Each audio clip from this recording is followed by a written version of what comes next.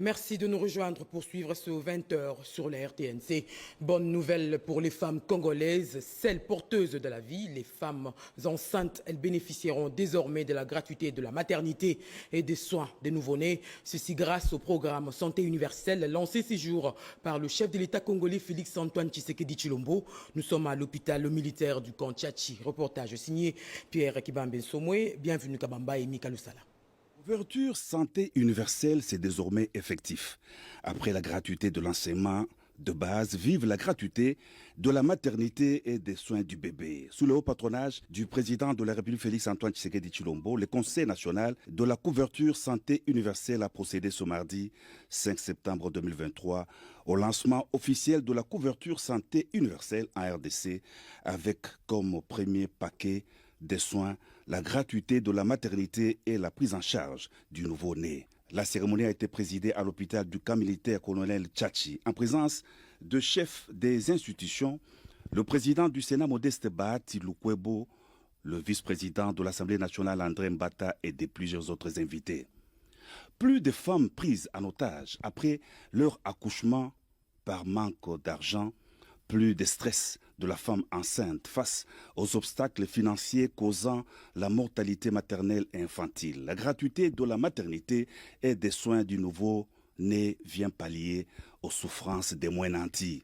Elle sera d'application à Kinshasa, où l'on dénombre le taux le plus élevé de mortalité maternelle et infantile avant de s'étendre vers d'autres provinces et sur l'ensemble du pays en 2024. 320 établissements de santé ont été répertoriés à travers la ville de Kinshasa pour assurer la gratuité de la maternité et des soins des nouveau-nés.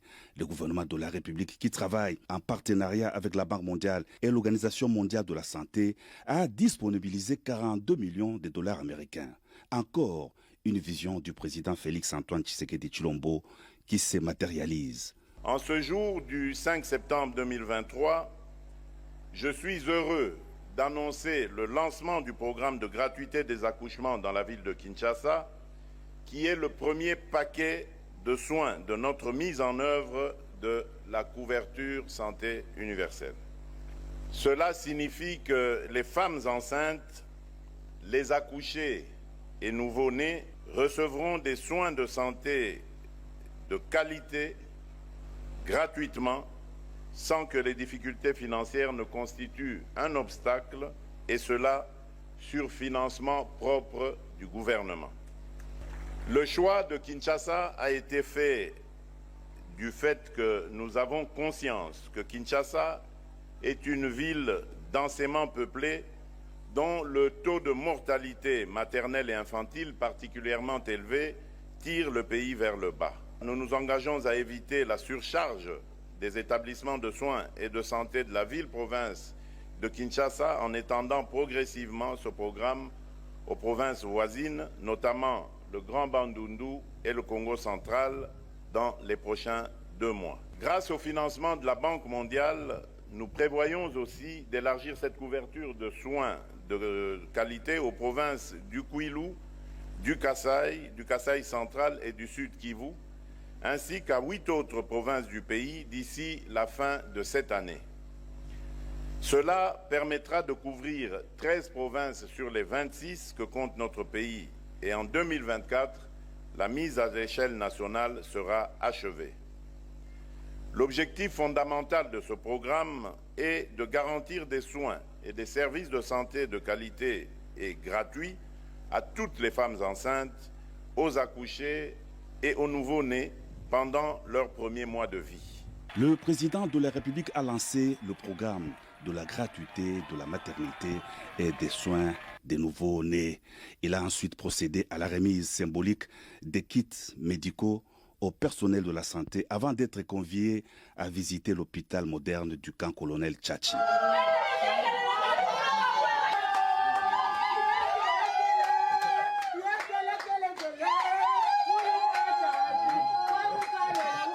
C'est sous les ovations frénétiques que le chef de l'État a quitté les installations du camp militaire.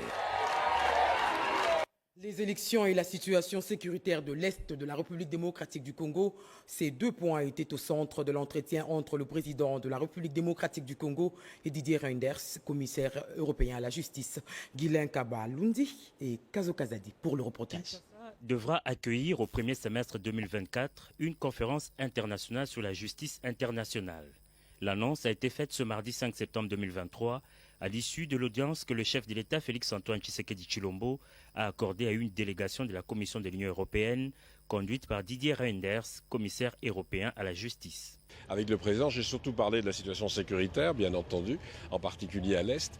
Et nous voulons organiser, et il en est d'accord, une conférence internationale à Kinshasa au premier semestre de l'année prochaine avec la Cour pénale internationale sur la justice transitionnelle, sur la lutte contre l'impunité. C'est très important de montrer qu'on continue à travailler pour les victimes, contre l'impunité dans toutes les violences qui peuvent se passer, non seulement à l'Est d'ailleurs, mais parfois à d'autres endroits dans la République et à d'autres endroits dans la région. Outre la situation sécuritaire, le président Tshisekedi et ses interlocuteurs ont également parlé du processus électoral en République démocratique du Congo. Bien entendu, nous avons parlé du processus électoral, faire en sorte que le processus soit transparent, crédible et qu'on puisse vraiment donner confiance à la population dans les résultats qui vont venir à la fin du processus.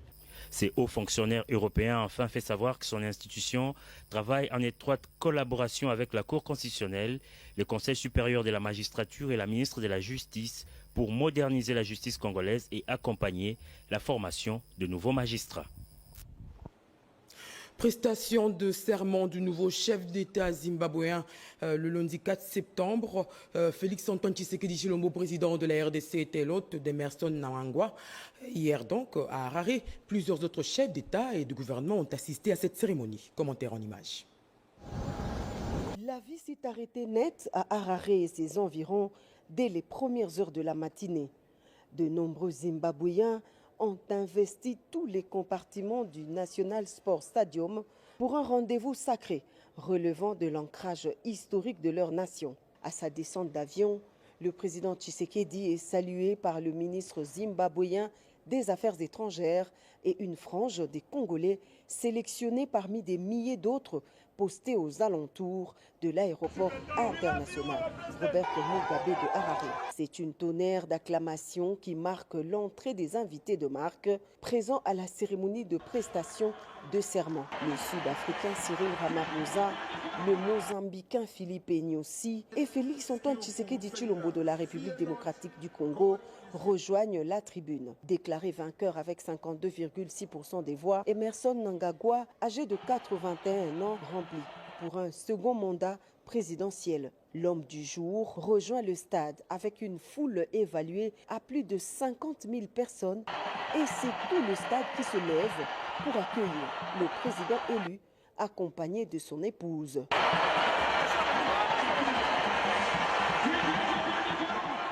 Au pouvoir depuis 2018, le président Mnangagwa, successeur de Robert Mugabe, qui avait dirigé le pays depuis son indépendance en 1980, a prêté serment devant la Cour constitutionnelle de son pays avant de prononcer son discours d'investiture pour un second mandat à la tête de l'ex-Rhodésie du Sud.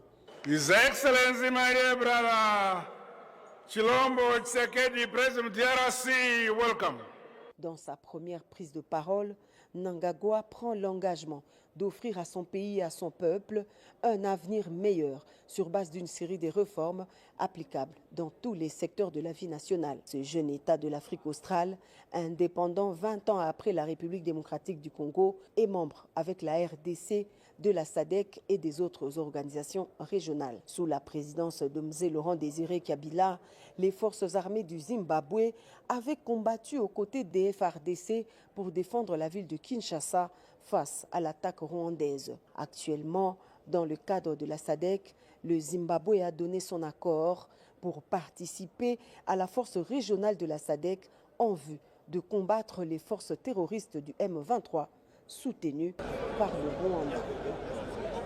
Sommet africain sur le climat, le Premier ministre congolais Sama Lukonde plaide pour un accès équitable et juste au financement pour la réduction de la dette économique de la République démocratique du Congo contractée pendant la période de la Covid-19. Pati Tondouango. Ouvert le lundi 4 septembre 2023 au Kenya, Le sommet sur le climat a pour objectif de faire de l'Afrique une puissance émergente en matière de croissance verte et de solliciter une aide financière internationale pour révéler les opportunités sans équivalent du continent. Le Premier ministre Jean-Michel Sama Lukonde Kyenge, émissaire du chef de l'État Félix-Antoine Tshisekedi Tshilombo, intervient au deuxième jour de ses assises pour une fois de plus présenter les potentialités qui regorgent la République démocratique du Congo en tant que pays solution au problème mondial des réchauffements climatiques et des transitions énergétiques de par sa biodiversité et ses ressources naturelles. Les conclusions de ces sommets seront présentées à la COP28 prévue vers la fin de cette année à Dubaï, aux Émirats arabes unis. Ce sommet offre à mon pays l'opportunité de répondre aux attentes que le monde se fait sur la problématique du climat. Comme on ne se sera jamais de le dire, la République démocratique du Congo se présente dans ce contexte comme un pays solution. La République démocratique du Congo a résolu de produire à travers son système logique de 100 000 MW pouvant alimenter l'activité partie de l'Europe. Sans compter sur sa jeunesse, sa main-d'œuvre est aussi un grand potentiel. Mais comme le président Couture l'a dit ici tout à l'heure, le potentiel africain, il est connu.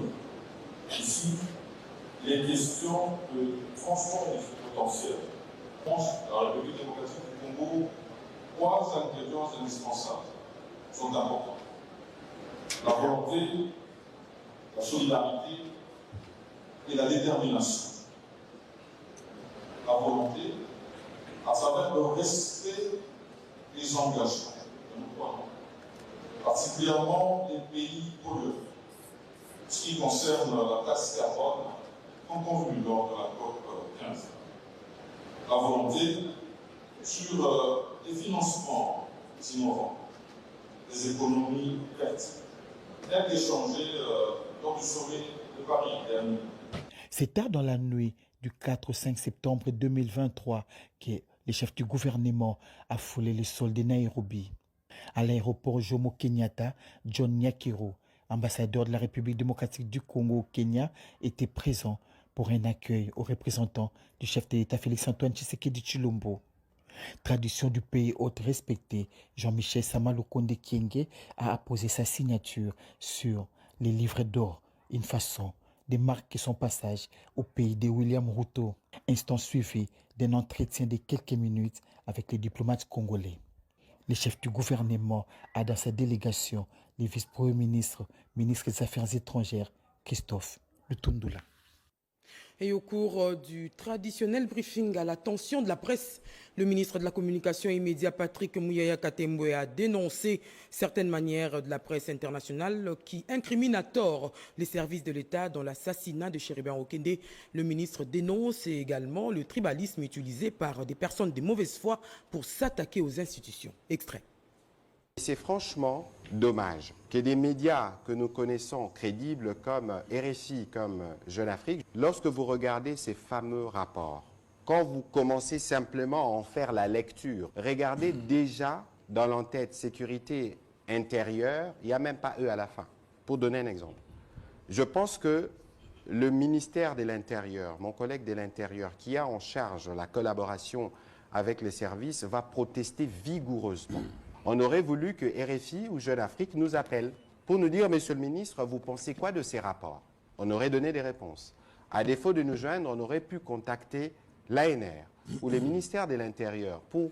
C'est justement ça le travail que nous avons appris à l'IFACI, confronter les sources. Et donc aujourd'hui, je parle sans peur d'être contredit, les confrères ont été manipulés. Et c'est tellement nauséabond, cette manipulation, qu'il y a une volonté délibérée de discréditer une enquête en cours. C'est quand même assez dangereux. Dans un pays qui se veut être une nation, on ne peut pas parler des nations lorsqu'on parle des tribus. Je crois que vous faites les relais des propos, même si vous ne voulez pas le citer, je l'ai suivi de l'abbé Chollet. C'est extrêmement dangereux que ces propos viennent de lui. Parce que justement, je ne voudrais pas aller là où vous êtes, mais je peux vous donner des exemples. En 2011, qui était président de la CENI? Qui était président de la Cour constitutionnelle? Qui était président de la République? qui était ministre de Finances. Est-ce que vous aviez entendu quelqu'un à l'époque venir dire tout c'était du Katanga? Mais pourquoi vous voulez aujourd'hui que nous voulons parler nation, nous définir par les tribus? C'est extrêmement dangereux d'avoir une attitude de cette nature à un moment où nous sommes à 3 mois des échéances qui sont attendues. Moi, je suis élu de Kinshasa. Mes parents ne sont pas tous originaires de Kinshasa. Comment j'arrive à être élu à Kinshasa s'il n'y a pas dans les chefs des Kinois ces sentiments d'appartenance collective à une nation?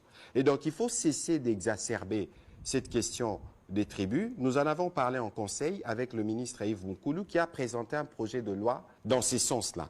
Nous espérons que cela va aboutir parce qu'il faut que nous bannissions l'identification par la tribu. Vous êtes Congolais, je suis Congolais. Certains rajoutent ce que vous savez qu'ils rajoutent. Moi, je ne les rajoute pas, mais aimons le Congo et travaillons pour le Congo.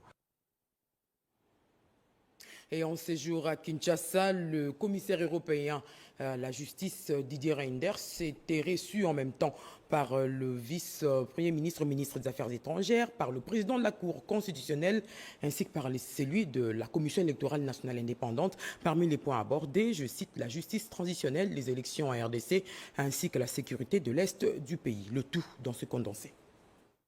Le commissaire européen à la justice, le Belge Didier Reynders, est à Kinshasa en visite de travail avec le vice-premier ministre, ministre des Affaires étrangères et francophonie, Christophe Lutundula Pala. Plusieurs sujets ont été abordés. Il s'agit de la question de la justice transitionnelle en RDC, la question sécuritaire dans l'Est et les élections prochaines. Il était également question d'attirer l'attention sur les mesures à prendre pour relancer le dialogue avec le pays voisin. Il a rassuré qu'on est prêt du côté de l'Union européenne à aider pour lutter contre les violences commises dans l'Est de la République démocratique du Congo par le M23. Mais aussi, on sait qu'il faut porter l'attention au FDLR de voir quels sont les moyens d'apporter une solution afin d'apaiser la situation dans la région. Une journée chargée pour le président de la Commission électorale nationale indépendante. Denis Kadimaka-Zadi a reçu tour à tour le commissaire européen à la justice Didier Reynders et une délégation des députés et sénateurs français, membres de la section française de la francophonie, conduite par Bruno Funks. Les questions électorales ont constitué le fond de leurs échanges. Nous essayons de comprendre au mieux quelles sont les dispositions du système électoral que nous pourrions, nous, et peut-être intégrer un jour en France. Donc on est venu vraiment en type de curiosité. Et ensuite, si on nous demandait de venir le jour des élections un peu avant pour observer les élections, nous serions bien sûr disponibles. Mais nous sommes vraiment venus là pour écouter et apprendre de la façon dont vous avez organisé les élections. La CENI est déterminée à assurer que les élections se déroulent dans les meilleures conditions possibles. En tout cas, c'est notre ambition aussi du côté européen d'accompagner le processus. Il y a un véritable enjeu de crédibilité des élections. Il ne suffit pas qu'une élection ait lieu, il faut évidemment qu'il y ait une confiance dans le processus et dans les résultats. Et je sais que c'est un travail très très difficile dans un pays particulièrement vaste, dans lequel ne fût-ce que l'enrôlement des électeurs est un enjeu très très difficile. Était associé à ces échanges le ministre congolais des hydrocarbures Didier Boudimbu, le premier et deuxième vice-président de la CENI, Bienvenu Ilanga Limbo, et Didi Manaralinga. Le président de la Cour constitutionnelle, Dieudonné Kamuleta, a reçu en audience dans son cabinet de travail ce lundi 4 septembre 2023 une forte délégation de l'Union européenne conduite par Didier Reynders, commissaire européen à la justice. Plusieurs questions ont été au centre de ces échanges. Les deux hautes personnalités ont évoqué le sujet de la réforme de la justice, l'indépendance des magistrats, les élections en RDC. Un entretien fructueux à la mesure des sujets abordés. La Cour constitutionnelle joue effectivement son rôle du garant de bon fonctionnement des institutions. La Cour constitutionnelle joue un rôle majeur à la tête du système judiciaire. Dans la préparation des élections, c'est aussi important qu'elle puisse être en bout de course le garant de la transparence, de l'inclusivité, du bon déroulement du processus électoral. Et puis le président est aussi président du Conseil supérieur de la magistrature, donc les réformes de la justice. Et on a beaucoup mis l'accent dans la conversation avec le président sur la formation des magistrats, puisqu'en 2 périodes, on recrute chaque fois 2500 magistrats au Congo. Il faut les former et il faut permettre qu'ils développent leurs activités dans de bonnes conditions. Et puis, il y a l'aspect indépendance des magistrats, mais aussi responsabilité. Donc, comment gérer la discipline, comment peut-être vérifier aussi l'intégrité. Sur le processus électoral, Didier Reynders estime que l'Union européenne est très attentive à l'ensemble du processus. À quelques mois des élections, les problèmes de transparence se posent avec insistance, d'où la sollicitation de l'Union européenne par Kinshasa qui étudie comment envoyer une mission d'observation. Il faut noter que cette visite vient tout simplement sceller les partenariats durables entre la RDC et l'Union européenne. Et ce communiqué de l'ONEM, avant de poursuivre, la Direction générale de l'Office national de l'emploi, ONEM, porte à la connaissance des employeurs en général et au public en particulier que le visa des contrats de travail des nationaux et des étrangers est une prérogative exclusive reconnue à l'ONEM. À cet effet, elle invite tous les employeurs au suivi régulier du traitement des dossiers en 30 jours ouvrables auprès des services visa des contrats de travail des nationaux et des étrangers de l'ONEM, signé Béangombe Fanon, directeur général. Les crimes internationaux, la poursuite et la répression de leurs auteurs, voilà une des matières du traité des crimes internationaux, ouvrage porté sur fonds baptismaux par la présidente du Conseil d'État. Reportage Jacques Mégy, Olivier Makissier. Déportant sur les fonds baptismaux, je te souhaite plein succès. La doctrine en droit congolais international vient de s'enrichir d'un nouvel ouvrage de 912 pages intitulé « Traité de crimes internationaux ».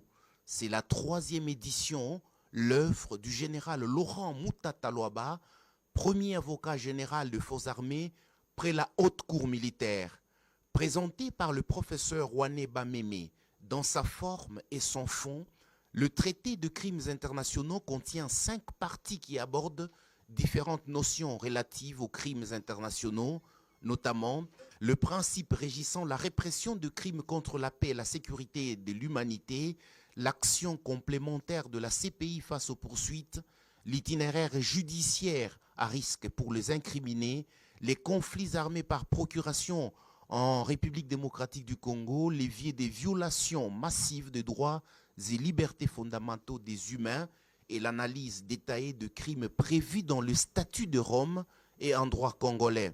C'est la première présidente du Conseil d'État, Marthe Odio Nondé, qui a porté sur les fonds baptismaux cet ouvrage juridique dont l'auteur, Laurent Moutata Lwaba, premier avocat général de forces armées, dévoile l'utilité. Il a pour vocation l'ouvrage de pouvoir éclairer sur cette matière aussi bien émaillée de complexité que de finesse. Laurent Moutata Lwaba, premier avocat général des forces armées près la haute cour militaire, a à son actif plusieurs ouvrages juridiques, dont 4 volumes sur le droit pénal militaire congolais et le précis des procédures pénales congolaises. Industrialisation de la quinine, la Pharmakina plaide pour une production totalement congolaise. Une délégation de cette entreprise a communiqué au vice-premier ministre, au ministre de l'économie, je voulais dire, des initiatives pour accroître la production du quinquennat à l'est du pays, une façon, ma langue m'est trahie, une façon de mieux combattre la malaria en République démocratique du Congo. Anim Balaka.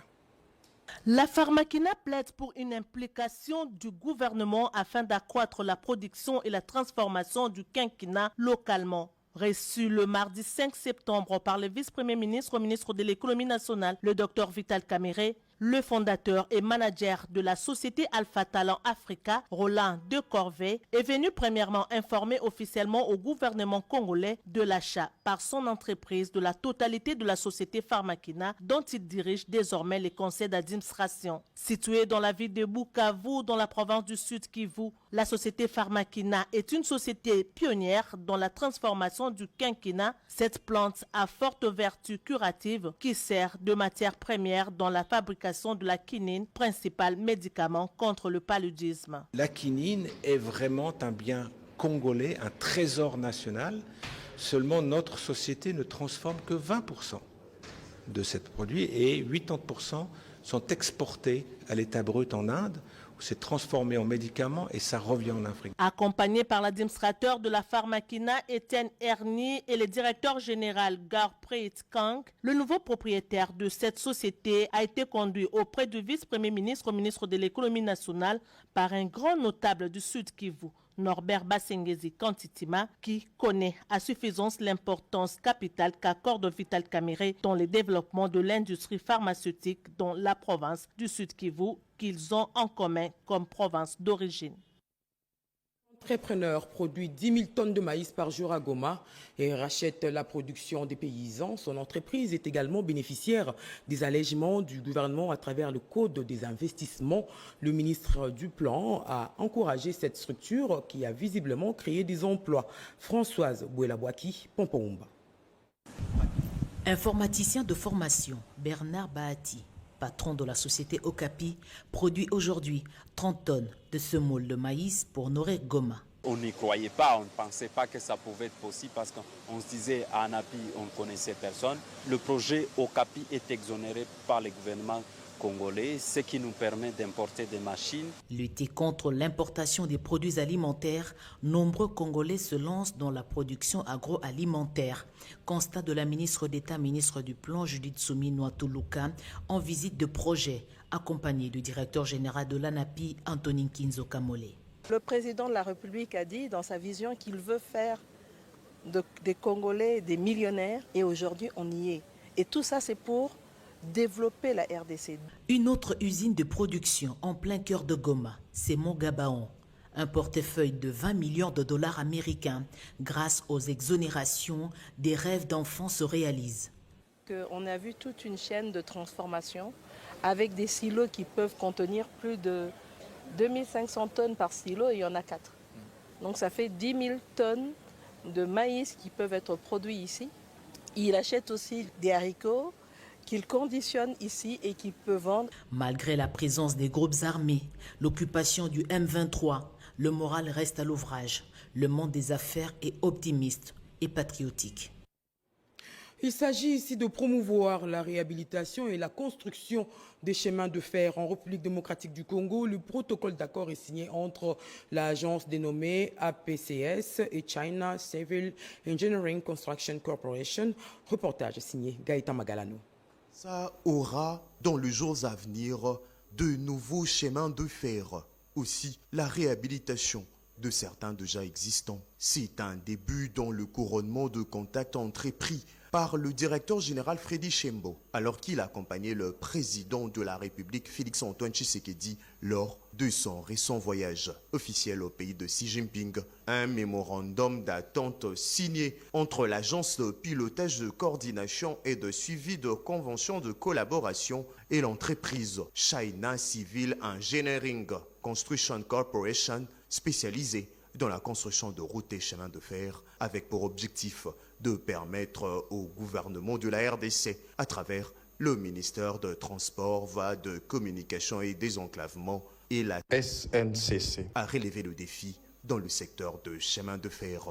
Nous avons rencontré la société CCECC avec laquelle nous venons de signer un protocole d'accord pour la construction et la réhabilitation du chemin de fer pouvant aller de Sakanya à Ilebo. Avec ces protocoles d'accord, les deux entreprises entendent tirer le meilleur parti de l'expertise de deux parties, notamment en matière d'échange d'informations. Entre les deux parties, on commencera de communiquer pour les détails et pour le planning plus concret. Avec la conclusion de cet accord, l'agence de pilotage de coordination et de suivi de conventions de collaboration et l'entreprise China Civil Engineering Construction Corporation travailleront de concert pour donner un nouvel élan à la résolution de problèmes de chemin de fer en RDC et contribuer au développement du pays de Lumumba.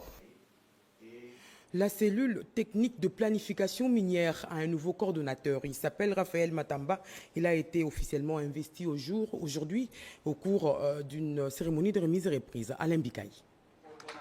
Désormais, la cellule technique de planification et de coordination minière, CTPM, sera dirigée par le professeur Raphaël Matamba. C'est au cours d'une cérémonie de remise et reprise supervisée par les directeurs des cabinets du ministre des Mines que Paul Maboliayenga, nommé DG au cadastre minier, a cédé son fauteuil à Raphaël Matamba. Le nouveau coordonnateur de la CTPM est expert en ressources minérales non métalliques et matériaux de construction. Ces jeunes professeurs dispensent les cours dans plusieurs universités du pays, notamment la faculté des gaz et pétrole de l'université de Kinshasa. Devant les cadres et experts de cette structure technique du ministère des Mines, le coordonnateur entrant, professeur Raphaël Matamba, a salué les travaux battus par son prédécesseur avant de dévoiler sa vision pour relever les défis. Une vision axée sur la compétence et méritocratie pour soutenir les efforts du gouvernement dans le secteur minier. J'ai eu à former des agents et cadres de cette cellule à l'époque, il y a quelques années. Le grand problème, ça on va aller un peu en détail quand je vais faire le tour, c'est avoir des experts dans chaque domaine. Dans le domaine de la géologie, des mines, de la métallurgie, il faudrait qu'il y ait des experts en fait, des personnes qui sont compétentes et qui peuvent analyser tous ces problèmes là-bas et faire des rapports efficaces pour notre ministère. Créée en 1978 par l'ordonnance présidentielle, la CPTM a entre autres missions de programmer les activités d'exploration des mines nationales liées à la recherche, à la production et à la commercialisation des produits miniers. Les entrepreneurs du secteur de la sous-traitance, je parle de ceux du Kasaï oriental, ils ont rencontré le directeur général de l'autorité des régulations de la sous-traitance dans les secteurs privés ARSP. L'objectif, c'est justement d'expliquer les difficultés qu'ils rencontrent dans ce secteur. Regardez. Ce collectif qui réunit en son sein différents entrepreneurs sous-traitants évoluant dans le Grand Kasaï est venu à la rencontre du directeur général de l'autorité des régulations de la sous-traitance dans le secteur privé pour lui témoigner leur reconnaissance par rapport au travail remarquable que l'honorable Miguel Cachal abat, dont l'impact se fait déjà sentir. L'ARSP est en train de nous assister, de nous accompagner dans ce que nous sommes en train de faire. Si vous arrivez maintenant là, vous allez voir déjà la différence de projets que nous avons sur place, où vous voyez l'impact de la vision du chef, surtout nous, entrepreneurs congolais, avec le main-d'œuvre local. Nous nous réjouissons du fait que maintenant, avant on évoluait en ordre dispersé, mais il est en train de nous organiser et cette impulsion va nous aider à mieux actionner les actions que nous allons poser sur le terrain. Maintenant, nous avons des autorisations et une couverture nationale qui nous permet d'être structurés, voir l'interface qui est en face de nous, c'est-à-dire les structures qui exploitent nos minéraux, mais qui n'ont pas le droit d'aller sur le terrain pour exécuter les différents travaux à caractère social. Mais à ce moment, grâce à l'ARSP, nous avons des attestations qui nous donnent l'autorité et le pouvoir de pouvoir exercer la sous-traitance dans notre propre pays. Ils ont par la même occasion énuméré un certain nombre de difficultés qui s'érigent en obstacle dans leur travail de sous-traitants, tout en sollicitant l'accompagnement du DG de la RSP pour qu'ils portent leurs doléances, notamment auprès des structures qui sont dans les circuits de gestion des finances des projets exécutés par les sous-traitants congolais. Une façon de faciliter l'octroi des crédits bancaires en RDC, les ministères des Finances, des PME, le FPMSA avec le projet Transform de la Banque mondiale viennent de lancer le fonds de garantie partielle. Plus d'explications dans ce reportage. Sur l'environnement financier en RDC, fonds de garantie partielle des portefeuilles de crédits. Obtenu de la Banque mondiale, cet appui financier qui s'élève à hauteur de 37 millions de dollars américains va permettre aux micro, petites et moyennes entreprises d'accéder au financement adapté aux besoins et d'accéder au crédit pour développer leurs activités et de surcroît diversifier l'économie. À l'octroi de cette garantie, nous signons un contrat de performance en termes d'indicateurs d'impact avec des institutions financières bénéficiaires. On va se mettre d'accord sur les cibles, sur le nombre de nouveaux crédits à créer. Et puis, il y a aussi des audits qui seront initiés pour s'assurer qu'il y a un élément additionnel avec cet instrument au niveau des institutions financières pour les MPM. Mais notre souhait, c'est effectivement les institutions financières de faire un geste pour réduire tant soit peu les taux d'intérêt. Pour l'opérationnalisation de ces fonds GPP, le gouvernement de la République a confié la gestion au FPM-SA qui est résolument engagé pour l'inclusion financière de jeunes et des femmes entrepreneurs. À l'occasion de ces lancements, le DGE du Fonds pour l'inclusion financière, Patrick Kombo-Mambou, a invité les banques et coopératives à souscrire à ces nouveaux produits qui va à coup sûr améliorer les secteurs privés et impacter l'économie congolaise. Pour le coordonnateur national du projet Transforme de la Banque mondiale, Alexis Mangala, les fonds de garantie partielle du portefeuille est mis en œuvre pour une période de 5 ans et sera exécuté en 3 poules. Les villes de Kinshasa et Matadi, les villes de Bunia, Bukavu et Goma, ainsi que les villes de Kananga et Mbujimai. Le lancement, c'est 5 septembre 2023 du fonds de garantie partielle du portefeuille traduit les soucis du gouvernement de la République de réduire les inégalités et la pauvreté. La méthode Alinguette dans la lutte contre la corruption en RDC, mais tout le monde d'accord. La délégation des parlementaires français l'a dit au chef des missions de l'IGF aujourd'hui. Elle a été conduite par le ministre congolais des hydrocarbures. Reportage, José Baïtouambo. Une délégation des sénateurs et députés de la République française a échangé ce mardi avec la direction de l'inspection générale de finances, conduite par la vice-présidente du Sénat français, qu'accompagnait le ministre des hydrocarbures en tant qu'interface du gouvernement congolais. Cette mission est venue s'enquérir de la réalité de la lutte contre le détournement des deniers publics et la corruption que mène l'IGF sous la houlette du président Félix-Antoine Tshisekedi Tshilombo depuis son avènement au pouvoir en 2019. Au cours de ces discussions, la direction de l'IGF RDC a présenté un tableau éloquent des réalisations de la RDC en matière de répression des antivaleurs dans la gestion publique. Nous avions présenté l'état des lieux de la corruption et des détournements en 2020 quand ce travail a commencé, quand le chef de l'État a donné des instructions, les stratégies en place, les missions accomplies et les résultats réalisés à ce jour. Et nous avons également donné les perspectives d'avenir. Qu'est-ce que l'inspection générale des finances compte faire sous la houlette de son Excellence Monsieur le Président de la République, chef de l'État, pour continuer ce travail de lutte contre la corruption et le détournement des deniers publics. Le chef de la délégation française, Bruno Fischer, a loué à son tour cette initiative qui, selon la présentation faite par le numéro 1 de l'IGF, leur a permis de comprendre clairement les politiques mises en place par la RDC dans la lutte contre la corruption et les détournements des deniers publics. D'avoir eu un discours extrêmement clair, extrêmement transparent, et donc ça nous permet, nous, de voir très clairement quelles sont les politiques publiques qui sont liées, notamment celles liées à la corruption et recouvrement de détournement de fonds publics. Si un pays veut évoluer vers l'attractivité d'investisseurs, il doit avoir des politiques publiques claires, il doit avoir des politiques fiscales claires. En ce jour à Kinshasa, les 8 parlementaires français ont visité le ministère des hydrocarbures, le Parlement congolais, la centrale électorale et l'inspection générale de finances. De la main-d'œuvre qualifiée pour la province de Lomami, le gouverneur s'y emploie et sollicite l'appui du ministère de la formation professionnelle pour la construction des centres d'apprentissage. C'est le contenu des échanges entre la ministre Antoinette Kipoulou et l'autorité provinciale de la Lomami. Reportage. L'autorité provinciale mène des démarches pour enfin résoudre cette question de formation et de la main-d'œuvre de qualité. À ces propos, la ministre de la formation professionnelle, Antoinette Kipoulou Kabenga, a donné toutes les assurances sur le travail qui est fait au bénéfice des entités territoriales décentralisées. Conscient que la formation professionnelle et l'apprentissage des métiers constituent aujourd'hui un des piliers sur lesquels un pays peut compter pour son développement intégral, notamment à travers la constitution d'une classe moyenne composée des entrepreneurs, des ouvriers et autres, la ministre de la formation professionnelle s'appuie sur la vision globale des développements telle qu'implémentée par le président de la République, Félix-Antoine Tshisekedi. Autre sujet abordé, l'affectation des bâtiments publics au ministère de la formation professionnelle et métiers pour servir des sièges administratifs aux cadres et agents de Lomami. Au cours de la même journée, la patronne de la formation professionnelle a présidé également une séance de travail qui a mis autour d'une table la coordination du cabinet et les animateurs de l'administration centrale, en l'occurrence le secrétariat général et l'inspection générale.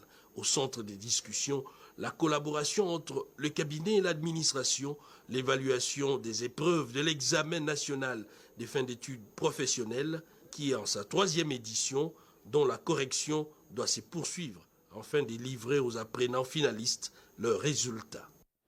Et ce dernier reportage avant de terminer, Crispin Badou, c'est le vice-ministre des Affaires étrangères. Il vient de passer une semaine à Tchéla, dans le Congo central. Les buts étaient de sensibiliser sur le programme des 145 territoires initié par le président de la République démocratique du Congo. Commentaire, Doris Mozo. Il a installé son quartier général à Tchéla Centre pendant une semaine. Crispin Badou, vice-ministre des Affaires étrangères et francophonie, a prêché le programme de développement local de 145 territoires et son initiateur, le président de la République, Félix Antoine Tshisekedi Tshilombo. En 6 jours, tous les secteurs de Tchéla ont été visités, une messe d'action de grâce pour commencer cette itinérance. À Madouda Centre, un meeting a été organisé par Crispin Badou en prévision des élections à venir. Cet élu de Tchéla préconise un vote sérieux. Les terres congolaises sont sacrées et ne doivent pas être bradées, a indiqué le vice-ministre des Affaires étrangères et francophonie. Une population toute ouïe à laquelle ce cadre de l'union sacrée de la nation appelle à donner un second mandat au chef de l'État, Félix Antoine Tshisekedi Tshilombo, pour que la gratuité de l'enseignement de base se consolide et que le programme de développement local de 145 territoires se poursuive. Un discours bien capté par le peuple de cette partie du pays. Le village de Falonga, Mazé, Kiobongoy, Kiambaku et Kizolele ont connu un jour spécial. Les équipes locales ont reçu de dons de vareuses. Les enjeux des élections qui pointent à l'horizon ont été expliqués. Le mercredi 30 août, Crispin Badou a terminé la visite du secteur de Madouda Centre par le village de Kimbinzu, Kondi, Bongila, Makoka, sans être exhaustif. Le secteur de Lubolo et ses villages ont eux aussi reçu l'autorité morale de l'ADPC qui aligne des députés à tous les niveaux. Par sa fondation, le vice-ministre des Affaires étrangères et francophonie, Crispin Badou, organise les comités locaux d'entretien routier avec essentiellement le cantonnage manuel. À l'occasion de cette rentrée scolaire, il a demandé aux parents d'envoyer les enfants à l'école, surtout dans les villages de Kiombongoyi et Nzobe qui ont bénéficié déjà de 2 écoles, fruits du PDL 145 territoires. Message de condoléances de Madame le gouverneur de la Banque centrale du Congo, consterné par la disparition ce samedi 2 septembre 2023 du gouverneur honoraire de la Banque centrale du Congo, BCC, M. Paipai Pierre Ouassiakasigé. J'exprime au nom de l'Institut des missions et au mien propre ma vive compassion à sa famille biologique et au peuple congolais.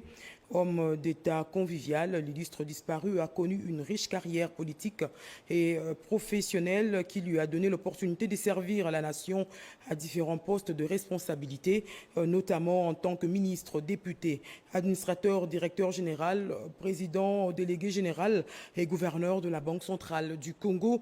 L'Institut des missions retiendra de son 5e gouverneur, soit celui qui en a tenu les rênes de 1985 à 1991, la création du service des pensions en charge des problèmes des agents retraités, de veuves et des orphelins, la mise en place de l'audit du gouverneur ainsi que du bureau de représentation de la BCC à Bruxelles. Toutes ces actions ont été d'un apport très important dans la conduite des activités et des opérations de la BCC qui, à cette occasion, lui exprime toute sa gratitude. La République démocratique du Congo perd ainsi un de ses dignes fils. Puisse la terre de nos ancêtres lui être douce et légère. Fête à Kinshasa le 4 septembre 2023. Malangou Kabedi Mbouyi. Voilà. C'est la fin de ce journal et merci de votre particulière attention. Bonne suite de programme sur la radio-télévision nationale congolaise.